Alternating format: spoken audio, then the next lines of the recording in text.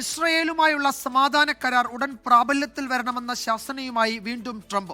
സമാധാന കരാറിന് മധ്യസ്ഥത വഹിക്കാനുള്ള തന്റെ ശ്രമത്തിലെ കാലതാമസം അനുവദിക്കില്ല എന്ന് ട്രംപ് ട്രൂത്ത് സോഷ്യലിൽ കുറിച്ചു. ട്രംപിന്റെ പ്രഖ്യാപനത്തിനിടെ ഗസയിൽ ഇസ്രായേൽ അതിശക്തമായ ആക്രമണം തുടരുകയാണ്. ശ്രീജിത്ത് ബാലകൃഷ്ണൻ ന്യൂസ് ഡെസ്കിൽ നിന്ന് വിവരങ്ങൾ നൽകും. ശ്രീജിത്ത്, ഈ ട്രംപ് അന്ത്യശാസനം നൽകുന്നത് ഇസ്രായേലിനാണോ അതോ ഹമാസിനാണോ? അവിടെ ഹമാസ് ഭാഗികമായി ആ കരാർ അംഗീകരിച്ചതാണ്.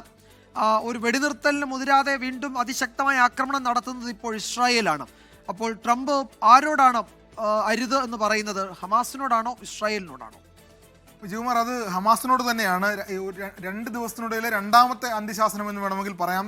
ഈ അന്ത്യശാസനം നൽകുന്നത് ട്രംപ് തുടർന്നുകൊണ്ടേയിരിക്കുകയാണ്. അതിന് പ്രധാനപ്പെട്ട കാരണങ്ങളിലൊന്ന് ഏതാണ്ട് 20 ദിന പദ്ധതിയാണ്, അല്ലെങ്കിൽ ആ പ്രമേയമാണ് നടപ്പാക്കാൻ ഉദ്ദേശിക്കുന്നതായിട്ട് ട്രംപും നെതന്യാഹുവും മുന്നോട്ട് വെച്ചിട്ടുള്ള ഹമാസിന് മുമ്പിൽ.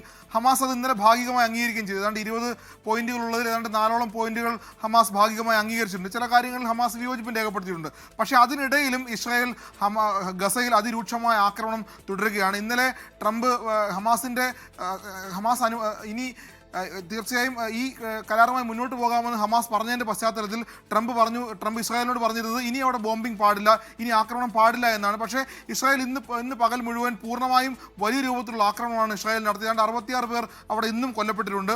അങ്ങനെ ഒരു പശ്ചാത്തലത്തിലാണ് ട്രംപ് വീണ്ടും ഇസ്രായേലിനോട് പറയുന്നത്.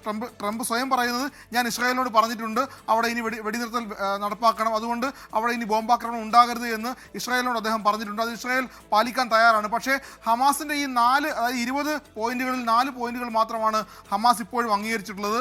നിരായുധീകരണം അടക്കമുള്ള കാര്യങ്ങളിൽ ഹമാസ് ഇപ്പോഴും ഒരു വ്യക്തമായ അഭിപ്രായമോ നിലപാടോ വ്യക്തമാക്കിയിട്ടില്ല. അങ്ങനെ നിരായുധീകരണവും അത് മാത്രമല്ല ഗസയിലെ അധികാരം പങ്കിടുന്ന കാര്യത്തിൽ ഹമാസിന് യാതൊരു റോളും പാടില്ല എന്നുകൂടിയാണ് ട്രംപിന്റെ നിർദ്ദേശമുള്ളത്. അക്കാര്യത്തിലും ഹമാസിന് വിയോജിപ്പുണ്ട്.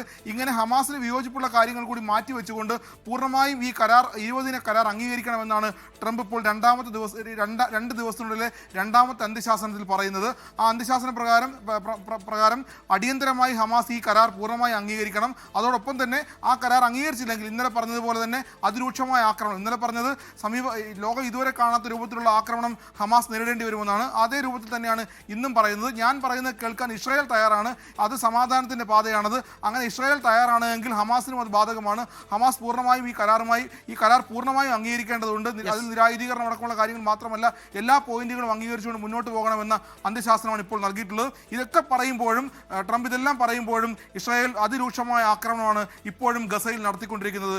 എസ് വിജയകുമാർ, ലോകത്തെവിടെയായാലും ഏത് സമയത്തും 24 വാർത്തകളും ഓഗ്മെന്റഡ് റിയാലിറ്റി പാക്കേജുകളും എക്സ്പ്ലെയിനറുകളും വിശദമായി കാണാൻ ഞങ്ങളുടെ യൂട്യൂബ് ചാനൽ നിങ്ങൾക്ക് സബ്സ്ക്രൈബ് ചെയ്യാം.